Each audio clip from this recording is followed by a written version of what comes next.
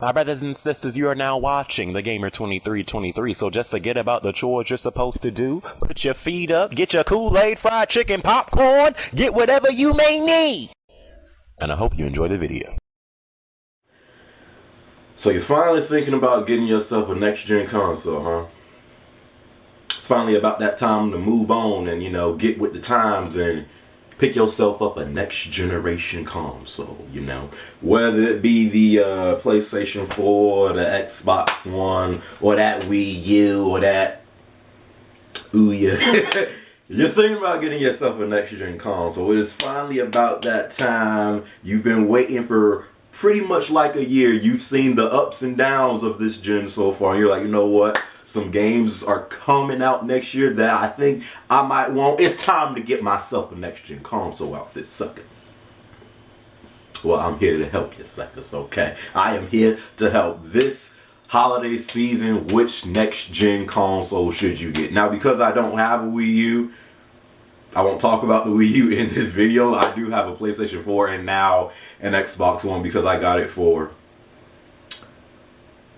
It's another story. But I have a PlayStation 4 and an Xbox One right now, and I've been experiencing the greatness of both, and the pros and cons of both. I've been experiencing the pros and cons of both. So it's finally about that time to let you guys know what are you getting from the PlayStation 4, what are you getting from the Xbox One, and which console is best for you.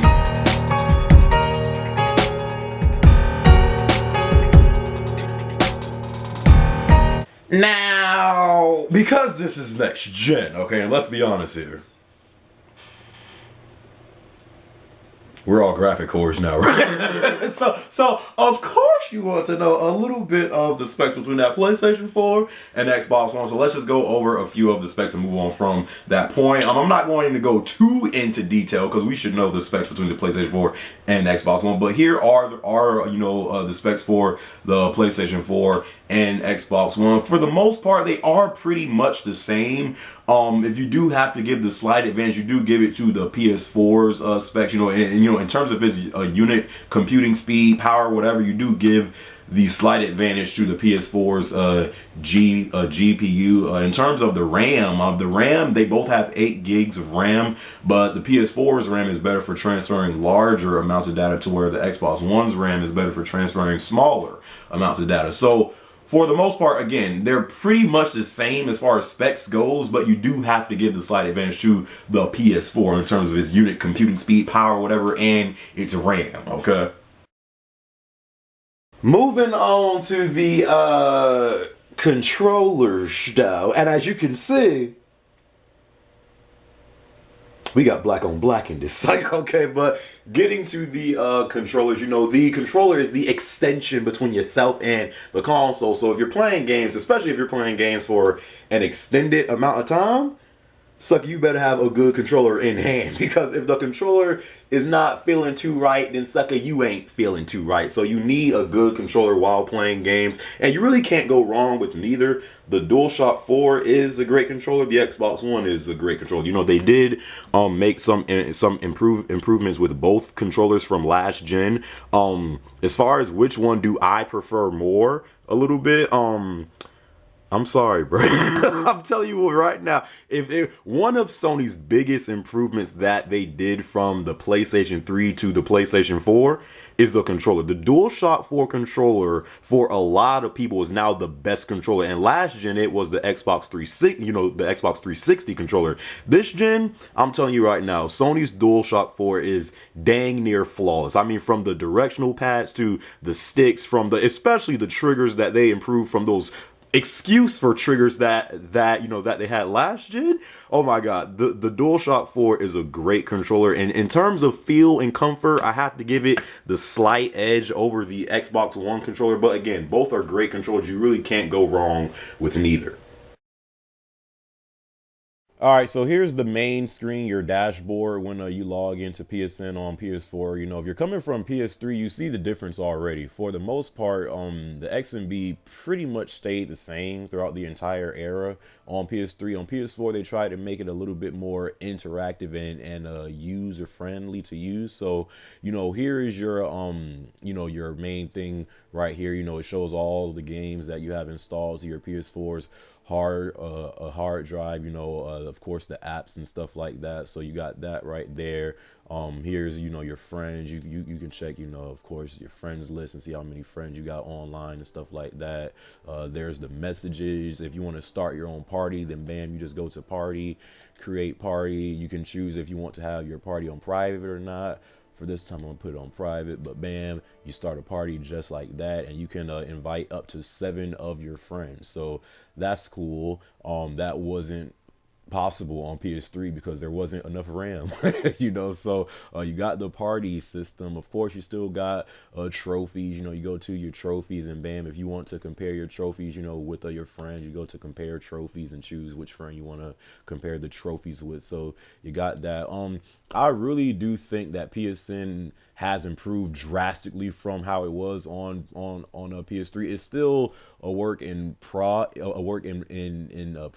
but it is getting better as time goes on. You know, probably one of my favorite features on the PS4 is you know, when you start a game. So let me just start any game right now. So I don't freaking know. Let's start Spelunky. So you start up a game, and the built-in streaming on PS4, I have to say that I like it a little bit more than how it is on Xbox One. It's just way easy. It's way easier to get into. You know, I mean, it's not saying that it's hard to do on Xbox One, but on PS4 it just seems more seamless. So, you know, you just press the share button, you know, when you start a game, and then you can upload the clip or upload a screenshot. You can start share play, and share play is, you know, if your friend doesn't have that game and they want to try it out, you can, you know, share play that game with your friend, as long as it's not blocked, of course, you know, because some games are blocked, but you can start up a share play. But the built-in live streaming, you know, if you start up a game and you want to live stream, then you just press the share button, go to broadcast gameplay, choose which platform you want to stream on. Of course, I'm gonna choose Twitch.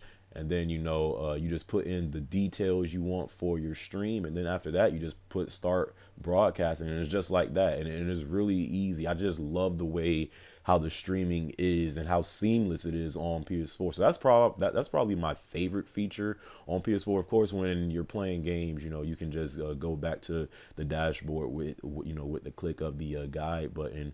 But aside from that, this is pretty much what, you know, you get with PSN on a PS4. You know, you can go down to the what's new section and then see all the stuff that's going on your feed. I kind of look at this like a Facebook feed. You know, you see all the stuff that's going on, you know, sales inside of the PlayStation Store, you know, what your friends have last played or, you know, last did and stuff like that. So this is like your feed of what's going on, you know, with your friends and what's going on, you know, with sales on the PlayStation Store and stuff like that.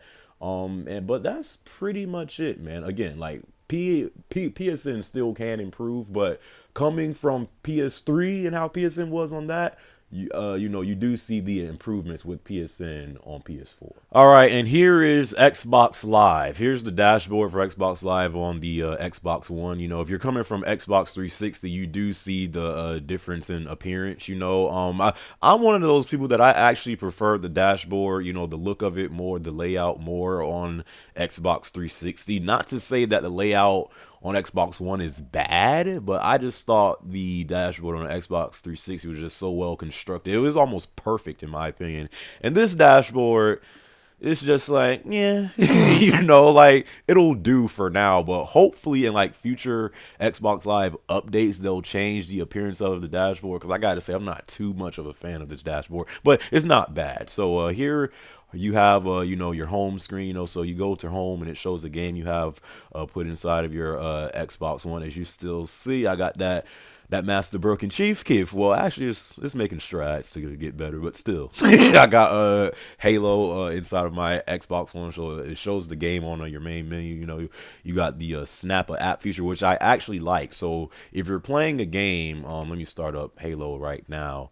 Actually, so if you're playing a game, they have this snap and app feature. So you know, if you want to play games while watching live TV, then you can actually like snap the app. And the way it works is, you know, you press the guide button twice, and then you go to snap an app, and you can choose which app you want to be like on the right hand side of your game while playing. So as we wait for that to load up, if it does.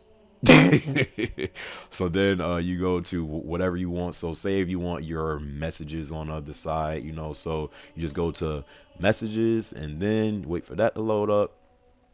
And now you have your messages, you know, on the side of your screen. Now you can do this for live TV as well. So while playing games, you know, you can have live TV on the right hand side. So that's cool. I actually do like the snap and app feature. That might be one of the best features I do like on Xbox Live on Xbox One this time around. Another thing that I do like about Xbox Live on Xbox One is the feed. So much how PSN has a feed and you know, you can see what's going on there. Xbox Live has a feed as well, but it kind of takes it to the next step. So you know, it shows you, you know, what, you know, your friends are up to. So it shows me that he just unlocked an achievement while playing the Master Chief Collection. So I can actually go to his status and, you know, like that or post you know, comment there, and you know, I can say whatever, you know. So that's cool. You know, if I keep on going down, you know, he actually put a clip that he got while playing the Master Chief Collection. So let's check this out. What did he do?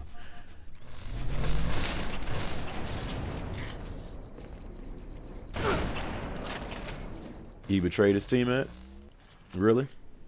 Is that worthy of putting on my feed? So you know, I'm going to leave, you know, a post on his status saying trash, because I didn't see nothing impressive. So I post that, and now it's on his feed, you know, and he can choose to reply to that and stuff like that. So it's stuff like that I actually do like. You know, he actually posted a clip of him playing Destiny beneath the ruins of a Cosmodrome. Oh, I think he posted the entire game, so that's cool. So it's stuff like that I actually like. You know, you know when you have a good game and stuff like that, you can you know, post it on the feed for your friends to check out. So it is little stuff like that that I actually do like, and of course you can choose to comment on that as well. He posted a clip of playing Forza. So it's stuff like that I actually do like on Xbox Live. I really do like this feature on Xbox Live, so they made a good move here. But aside from that, you know, of course you got the friends, you know, and stuff like that. You can still send party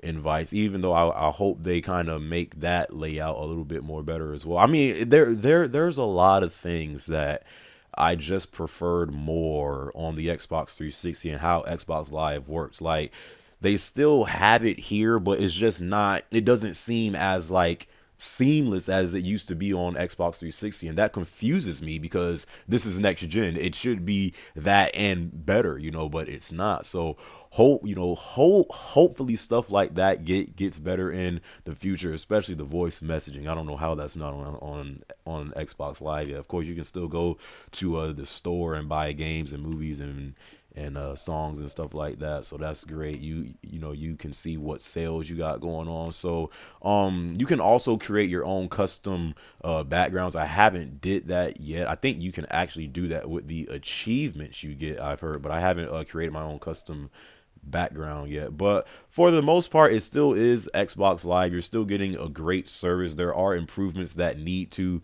be made, but you know, Xbox Live is still a great service, so there's not too many disappointments here.